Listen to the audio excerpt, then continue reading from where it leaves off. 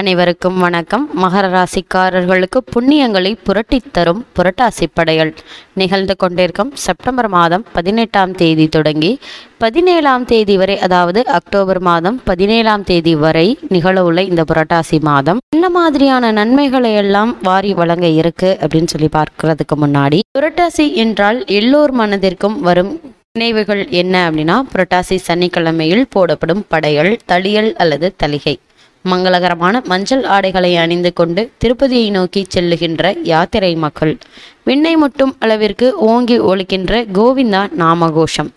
இப்படி ஒரு மனிதன் நன்றாக வாழ வேண்டும் என்று சொன்னால் அவரிடத்தில் செல்வம் இருக்க வேண்டும். உலகியலில் ஒருவன் பணம் தேவை என்று சொல்லுகின்ற பொழுது ஒரு வார்த்தையை சொல்வது வழக்கம். நாளைக்கு எனக்கு 1000 ரூபாய் தேவைப்படுகிறது, என்னிடம் இல்லை, யாரிடமாவது கேட்டு புரட்டி கொள்ள வேண்டும் என்று சொல்வதை கேட்டிருப்பீர்கள். இங்கே புரட்டி கொள்ளுதல் என்றால் உள்ளவர்களிடம் கேட்டு சேகரித்து கொள்ளுதல் என்ற அர்த்தம். அதாவது இந்த புரட்டாசி மாதத்தை பொறுத்தவரை ஆசிகளை புரட்டி தரும் மாதம் என்று கூட சொல்லலாம். எல்லா செல்வங்களையும் வைத்திருப்பவன் இறைவன். அவனுடைய திருவருள் மங்கள ஆசிகளாக கிடைத்துவிட்டால் வாழ்வில் எல்லா வளங்களும் சேர்ந்துவிடும். துன்பங்கள் மாறி புதிய வாழ்க்கை பிறந்துவிடும். செல்வத்தை தேவைக்கு புரட்டுவது போல இறைவனுடைய ஆசிகளை புரட்டுவதற்கு, சேகரிப்பதற்கு என்று ஒரு மாதம் நம்முடைய முன்னோர்கள் வைத்திருக்கின்றார்கள். ஆசிகளை புரட்டி தரும் மாதம் என்பதால் இந்த மாதத்திற்கு புரட்டாசி மாதம் என்று கூட பெயரும் வைத்திருக்கின்றார்கள். புரட்டாசி என்றால் சனிக்கிழமையில் போடப்படும் படையல் மிகவும் முக்கியமானது. புரட்டாசி மாதம் என்று சொன்னாலே நமக்கு 3 விஷயங்கள் நினைவுக்கு வரும். புரட்டாசி சனிக்கிழமை, சனிக்கிழமையில் போடப்படும் படையல், தளியல் அல்லது தளிகை, மங்களகரமான மஞ்சள் ஆடைகளை அணிந்து கொண்டு திருப்பதியை நோக்கி செல்லுகின்ற யாத்திரை மக்கள், விண்ணை முட்டும் அளவுக்கு ஓங்கி ஒலிக்கின்ற கோவிந்தா நாமகோஷம். இந்து சமயத்தை சேர்ந்த பலருக்கும் குலதெய்வமாகவோ இஷ்ட தெய்வமாகவோ வரம் தரும் தெய்வமாக விளங்குகின்ற பெருமாள் திருப்பதி பெருமாள். திருப்பதி பெருமாளுக்கு என்றே ஒதுக்கப்பட்ட மாதம் புரட்டாசி மாதம்.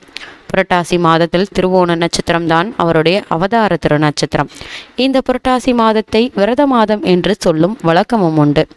அசைவம் சாப்பிடுபவர்கள் கூட பெரும்பாலும் இந்த புரட்டாசி மாதத்தை விலக்கி விடுவார்கள்.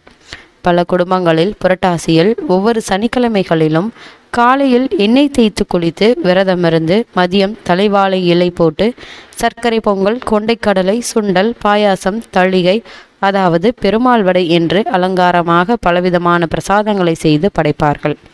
அன்றைய நாளில் பெரும்பாலும் சித்திரானங்கள் என்று சொல்லப்படும் புளியோதரை, எலுமிச்சை பழ சாதம், எள் கலந்த சாதம், தயிர் சாதம், தேங்காய் சாதம் என்று பல வகையான சாதங்களை படைத்து தேங்காயை உடைத்து மாவிளக்கு போட்டு தூப தீபங்கள் காட்டி வழிபடுவார்கள்.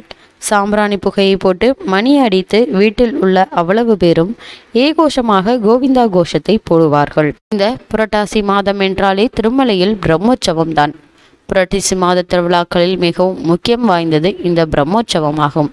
இதை பற்றி புராணங்கள் வெளியிடும் பாங்கை அறிய வேண்டியுள்ளது. பவித்யோத்திர புராணங்களில் திருமலையப்பனுக்கு முதலாக பிரம்மனால் பிரம்மோற்சவம் செய்யப்பட்டது என்றும், இந்த பிரம்மோற்சவத்தில் ஒவ்வொரு நாளும் வாகன சேவை இருந்தது என அறியப்படுகின்றது. கொடியேற்ற விழா தொடங்கி கொடி இறக்குதல் விழா ஈராக 9 நாட்கள் நடந்து முடிவதே பிரம்மோற்சவமாகும். 9 நாட்கள் முதல் 14 நாட்கள் வரை பிரம்மோற்சவம் நடந்ததாகவும் கல்வெட்டுகள் கூறுகின்றன. பல்லவராணி ஷாமாவை என்பவள் கிபி 966ஆம் காலத்தில் நடந்த பிரம்மோற்சவ விதமும், பின்னர் அவர் காலத்தில் தொடக்கத்திலிருந்து இன்று வரையில் நடந்து வரும் பிரம்மோற்சவ விதமும் குறித்து கல்வெட்டுகள் மூலம் அறியப்படுகின்றன. இந்த புரட்டாசி சனிக்கிழமைகளில் அன்றைக்கு யாரேனும் அதிதிகள் வந்தாலோ விருந்தினர்கள் வந்தாலோ அவர்களுக்கு விருந்து கொடுத்து ஆசிர்வாதம் பெறுவார்கள். பல குடும்பங்களில் வருடத்திற்கு ஒரு முறையோ அல்லது 3 அல்லது 5 வருடத்திற்கு ஒரு முறையோ திருப்பதி யாத்திரை சென்று வருவதை வழக்கமாக வைத்து கொண்டு அதற்கென்று திருப்பதி உண்டியல் என்று தனி உண்டியலை வைத்து அவ்வப்பொழுது அதில் காசு போடுவார்கள். இந்த 2 விதமான செலவு செய்வார்கள். இந்த உண்டியல் பணத்திலிருந்து ஒரு வழி செலவாக திருப்பதி யாத்திரையை மேற்கொள்வார்கள்.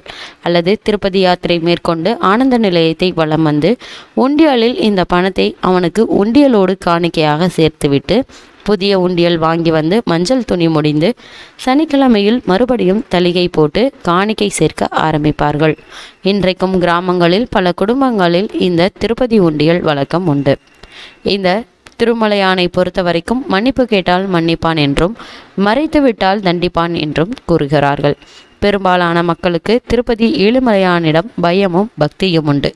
தவறு செய்துவிட்டால் கண்டிப்பாக தண்டிப்பான் என்கின்ற உணர்வு பெரும்பாலான மக்களுக்கு உண்டு. அதனால் மனரீதியாக தவறு செய்ய மாட்டார்கள். அப்படி தவறு செய்துவிட்டால் அவனிடத்தே சென்று மன்னிப்பு கேட்டு நேர்த்திக்கடன் செய்து உடனடியாக பிராயச்சித்தம் செய்து கொள்வார்கள். இதுவும் இன்றும் கிராமங்களில், குறிப்பாக தென் தமிழகத்தில் காணலாம். இதை கவியரசு கண்ணதாசன் அழகான பாடலில் சொல்லியிருக்கிறாரு. ஊருக்கு மறைக்கும் உண்மைகள் எல்லாம் வேங்கடம் அறியுமடா, நீ உண்மையை சொல்லி நன்மையை கேட்டால் உன் கடன் தீருமடா என்று. கடன் என்றால் பாவங்கள் என்று அர்த்தம். கலிகாலத்தில் நம்முடைய கடன்களை தீர்த்து வைப்பதையே தன் கடமையாக கொண்ட அவன் ஏழுமலையில் இருக்கின்றான். உலகத்தில் உள்ள லட்சக்கணக்கான மக்கள் அவனை நம்புகின்றார்கள், நம்பி கை தொழுகிறார்கள். அந்த நம்பிக்கை இறைவன் நம்மை கை தருகின்ற மாதமாக இந்த புரட்டாசி மாதம் அமைஞ்சிருக்குது. புரட்டாசியில் யாசகம். புரட்டாசி தள்ளிகையில் எவ்வளவு சனிக்கிழமை காலையில் ஒரு பாத்திரத்திற்கு திருநாமமிட்டு துளசி மாலை சாத்தி பல வீடுகளில் நாராயணா கோவிந்தா என்ற கோவிந்த நாமத்தை சொல்லி பிச்சை பெற்று அதை கொண்டு பிரசாதம் படைப்பார்கள். புரட்டாசியில் இது மிகவும் முக்கியமானது. இதன் மூலமாக எந்த சூழலிலும் மனிதனுக்கு வரலாம், அச்சூழலை அவன் எதிர்கொள்ள தயாராக வேண்டும் என்கின்ற மனநிலை வளரும். கோடீஸ்வரராக இருந்தாலும் கூட அதுவும் அவன் இட்ட பிச்சைதான் என்று எண்ணுவதன் மூலம் அகங்காரம் ஒழியும். அகங்காரத்தை நீக்கிக் கொள்வதற்கு ஒரு நாளாவது மற்றவர்களிடம் யாசித்து கேள், பக்தியோடு யாசித்து கேள் என்பதுதான் பொருள். இதன் மூலமாக 2 நன்மைகள் ஏற்படும். அகங்காரம் குறையும். நம்மிடம் இருக்கக்கூடிய செல்வமெல்லாம் எந்த நேரத்திலும் மாறும் என்கின்ற உணர்வு பிறக்கும்.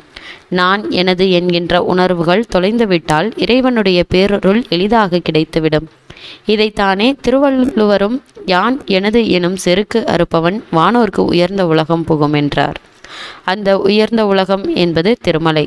அதனால்தான் அவன் இருக்கக்கூடிய திருமலையை வைகுந்த வாசல் என்று சொல்லுகின்றார்கள். அதை நோக்கித்தான் நம்மை போன்ற மனிதர்களும் வானில் உள்ள தேவர்களும் புரட்டாசி மாதத்தில் வந்து வழிபடுகின்றனர். புரட்டாசி மாதத்தில் கோவிந்த நாமம் சொல்லி அடுத்த 11 மாதங்களுக்கு தேவையான நல்லாசிகளை புரட்டி கொள்வோம். இந்த புரட்டாசி மாதம் என்று சொல்லும் பொழுதே மிகவும் முக்கியமான ஒரு நாள் அமைகின்றது. நிகழ்ந்து கொண்டிருக்கும் செப்டம்பர் மாதம் 25ஆம் தேதி நிகழவுள்ள புரட்டாசி அமாவாசை மகாலய அமாவாசை என்று கூறப்படுது. இந்த மகாலய அமாவாசை என்று இருந்த நம் முன்னோர்களை வழிபடுவதன் மூலமாக நம் வாழ்வில் பல நன்மைகள் ஏற்படும். அப்படி இந்த மகாலய அமாவாசை என்று நம் முன்னோர்களை எப்படி வழிபடுவது, நம் முன்னோர்களை வழிபடுவதன் மூலமாக நம் வாழ்வில் என்ன மாதிரியான நன்மைகள் எல்லாம் ஏற்பட இருக்கு என்பது குறித்தான பல தகவல்களை அடுத்து வரும் பதிவில் நாம் விரிவாக பார்க்கலாம்.